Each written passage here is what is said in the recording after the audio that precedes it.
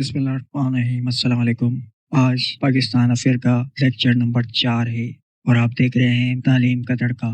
सवाल नंबर 1 है, who remove the notorious 8th amendment from 1973 constitution which gave immense power to the president Nawaz Sharif government. Next है, Gilgit Baltistan border dash to the northwest, Wakhan corridor of Afghanistan. Next है, name the range which separate Pakistan from Afghanistan. Hindu Kush.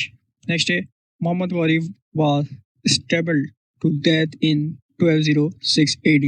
Next day, when India, in view of its bad military position in Jammu and Kashmir, made a frantic appeal to the UNO.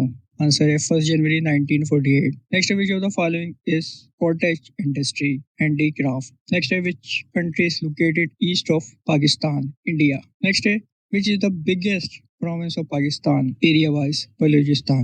Next, name the area which received the heaviest snowfall in a year. Skardu. आज का आखिरी सवाल है, in dash case martial law was justified, state versus Doso. आज के लिए इतना, बाकी नेक्स्ट चलता है। अस्सलाम वालेकुम।